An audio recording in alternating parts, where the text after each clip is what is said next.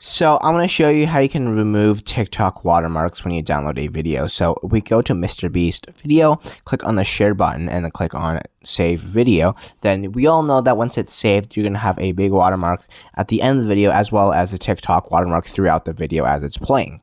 So now instead of simply click on the save button, you want to click on share copy link.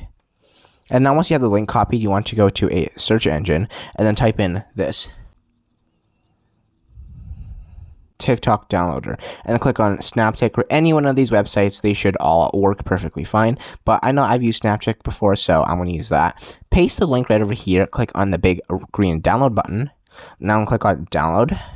There's going to be these pop-up ads. Simply click on the X, and so now as you can see, it says file downloaded. Now if we click on open, as you can see, we can play the entire video. There's absolutely no TikTok watermarks playing throughout, and especially at the end, it just ends abruptly without the TikTok watermark.